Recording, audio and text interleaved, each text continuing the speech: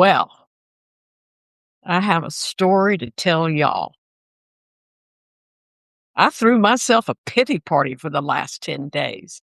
Have you ever had a pity party for yourself? I had my own pity party, and it was miserable, and I didn't like it one bit.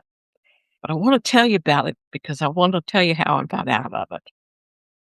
I had gone to visit my family about 10 days ago, and my momentum on everything in my life was extremely well when I got in the car to take this trip to visit my family. I have no complaints about anything. And I get there, and you know what it is when you don't see family for a year or so, and you get there, and then all of a sudden you start bracing. You want to protect your spirit. You want to protect your peace that you've developed for yourself. And so I didn't realize I was doing it, but I started bracing. So I spent a better part of 2 days in a braced frame of mind instead of an allowing frame of mind. And mind you, I enjoyed being with my grandson and everything, but I still could feel I was bracing. Ugh, didn't feel good. And then on top of that, train cancellations for my return trip, and because I had to travel by car and then by train and then this and that and the cost and everything just changed dramatically on my last day. And I just put me in a state of agitation. So when I finally arrived back home to my home here in Lynchburg and got on the elevator and came upstairs and walked to my front door, attitude, a cranky attitude walked in the front door with me. And I became cranky for 10 days. And I published every day throughout those 10 days. But here's the thing. Here's what I finally realized. And it took me, um, I want to say I started realizing how cranky I was yesterday, but I was walking around very often saying, "Where is my life? What has happened? I do not feel good." I mean, even my digestive system was cranky. Everything was cranky. Well, I remembered all of a sudden that I have actually written guidebooks to help folks get out of that cranky attitude or stop throwing themselves a pity party. And it was like, duh, Monica, you did this. You wrote this. Go look at your own materials. And one of them is my favorite, and it's called the Joy Ledger. And in the Joy Ledger, you write down the little glimmers of joy you see each day. So it became a resource for me. I went and pulled out pages of my Ledger and just sat and looked at it and read it. And it triggered all the memories of things that had happened. And you could kind of feel a subtle shift happening. But then what happened is somebody responded to a note of mine on Substack, and it was a note that simply said, "I am so grateful I never planned for retirement." And I just sat there and I looked at it, and she wanted to know why, so I answered it. And what I'm really grateful for is for not planning for retirement is that I'm here writing on Substack, getting to know people all around the world and loving every minute of it. And then I remembered to go back to another little guidebook or resource that I wrote called Building Believable Faith. And in that resource, it talks about acknowledging the things that do work well in your day and keeping a list of those. And that's very different than a joy glimmer. And so I went and read that and I thought, things always work out for me. Why would I even allow my spirit to be in such a sense of disarray and out of sync with the universe and just cranky, cranky, cranky? I mean, thank God I didn't have to go anywhere and be with other people because I would have been bitch with a capital B. I was in a mood. You know what I'm saying? So here's what I'm really trying to share with you guys is I came out of it when I started reading my joy glimmers. Then I got the nudge from my soul who I had not looked at that note that that person responded to in days. And all of a sudden it was right on my screen. So I looked at it. And then the next thing that happened, I went to my kitchen for a glass of seltzer water. And I stood around in my kitchen and it has a big view of my living room area and all of that. And I looked at it and I thought, I love my home. Oh, that was it. The, the pieces just snapped back into place. 'cause I really do love my home. I worked hard to make it mine in my way, and, uh, I had not felt that way. I was I had actually contemplated a move in these 10 days of crankiness, like, "Get out of here, let's start over, let's do something different." But here's what I really wanna say to you.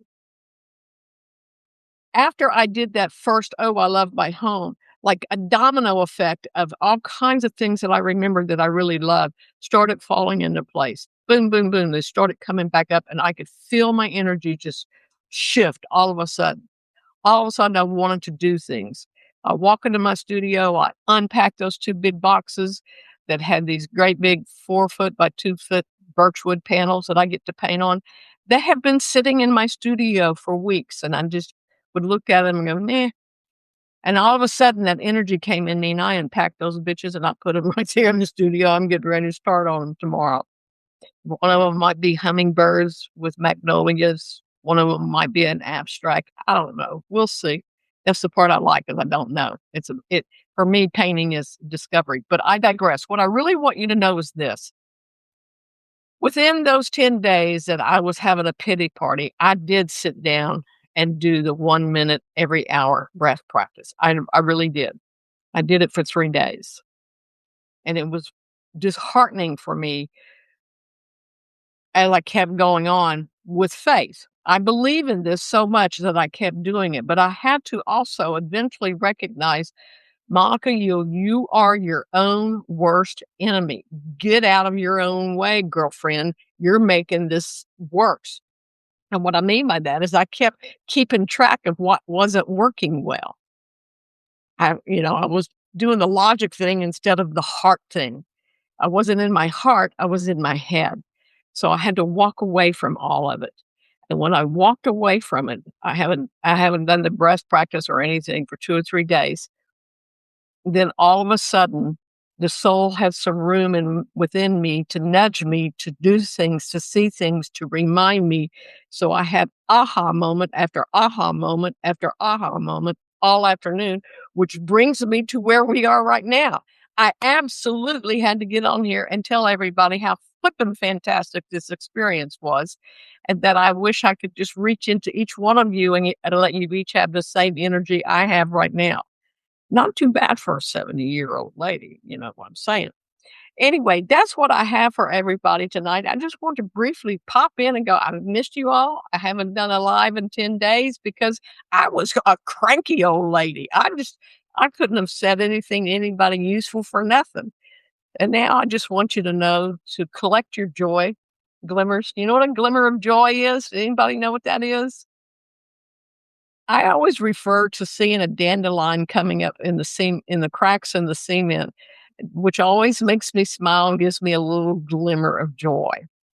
Anything that brings a little smile that's unplanned, that you had nothing to do to make it happen, but all you got to do was observe it, that is a little glimmer of joy.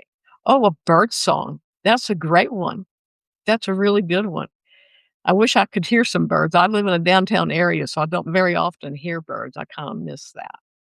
Or I don't know if you. I saw a woman walking down the street earlier this morning when went out to the patio with my morning coffee, and she was just walking with a laissez-faire, happy-go-lucky, have her head up, and she just looked content and peace with herself, and that made me smile.